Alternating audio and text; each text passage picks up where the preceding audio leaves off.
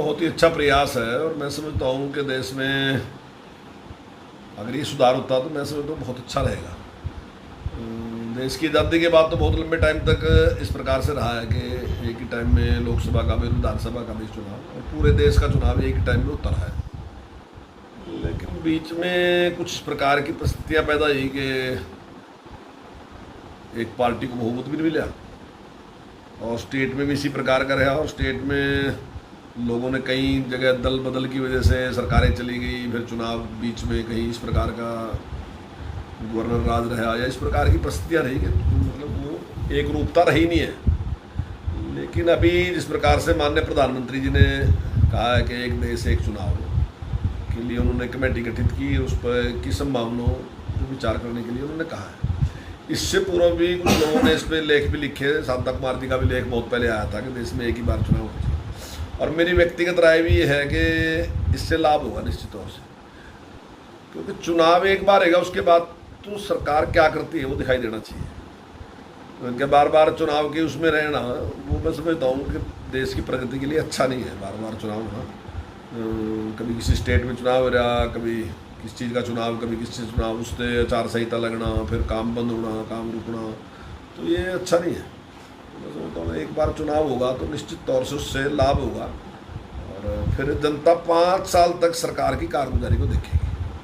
तो आप उसको बीच में कहीं चुनाव में या किसी में बहका नहीं सकते, बल्कि पूरे 5 साल तक सरकार का ध्यान होगा स्टेट गवर्नमेंट में भी और सेंट्रल की सरकार है उसने क्या किया क्या नहीं किया, तो ठीक से निर्णय ले। मैं समझता हूँ जरूरी है बहुत।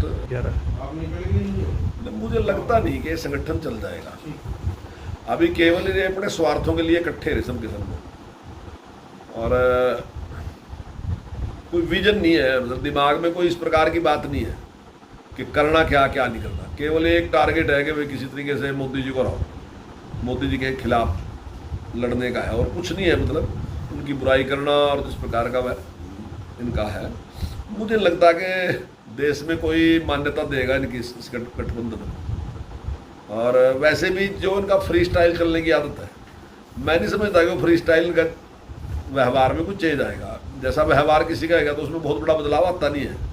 तो इनका एक अपना स्टाइल बढ़ चुका है, उस स्टाइल को ने ठीक कर नहीं सकते।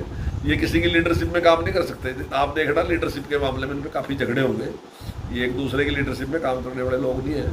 इन्हें पूरे जीवन में कभी किया नहीं किसी लीडरशिप के उसमें काम, और अब भी ये कर नहीं सकते। तो मैं नहीं समझता कि इकट्ठे चल सकते हैं। नहीं, देश की जनता बड़ी जागरूक है। देश की जनता भी ये समझती है कि इनके पास कोई विजन नहीं है।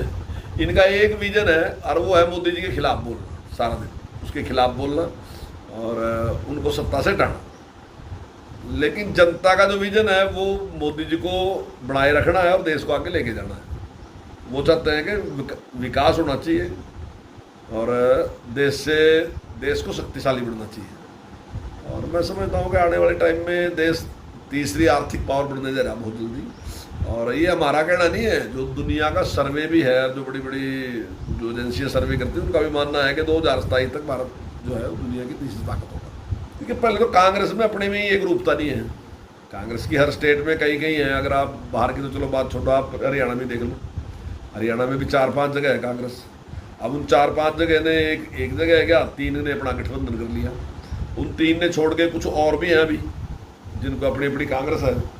तो ऐसे में मुझे लगता कि कांग्रेस में कोई आदर्श स्थापित नहीं कर सकती। कांग्रेस का अपने ऊपर भी, अपनी पार्टी के ऊपर भी कांग्रेस का कंट्रोल नहीं है, दूसरों को तो साथ कैसे लेंगे। अमृतकाल शुरू हो गया है और अमृतकाल में दुनिया के हमारे सबसे लोकप्रिय नेता भारत के प्रधानमंत्री आदरणीय नरेंद्र मोदी जी, जिनका एक बड़ा विजन लेकर के देश की समस्याओं का समाधान कर रहे हैं, देश को एक विकास की गति को ऊपर आगे बढ़ाने का लगातार पिछले अगर 9 वर्षों में देखें, देश की तस्वीर, देश की तकदीर बदलने का काम नरेंद्र मोदी जी ने पिछले 9 वर्षों के अंदर किया है। और उसी कड़ी के अंदर, क्योंकि अमृतकाल का ये बजट सेशन 18 सितंबर से शुरू होगा और 22 सितंबर तक ये चलेगा, और उसके अंदर जो भी बिजनेस एडवाइजरी कमेटी है और जो भी बिल आएंगे वो महत्वपूर्ण बिल आएंगे और उन बिलों को उसके अंदर वो पास किया जाएगा। और अच्छा है जो एक ये आदरणीय प्रधानमंत्री जी की सोच है, वन नेशन वन इलेक्शन, क्योंकि कांग्रेस ने लगातार देश को अपने तरीके से चलाने का काम किया है। देश के अंदर भ्रष्टाचार किया है। देश को कांग्रेस ने एक धर्मशाला के रूप में उन्होंने यूज किया है कि कोई भी व्यक्ति आए, रुके चला जाए, रुके चला जाए, इस प्रकार का एक सिस्टम नहीं था। परंतु नरेंद्र मोदी जी ने आकर के इन 9 वर्षों में देश को एक नई दिशा देने का काम किया है।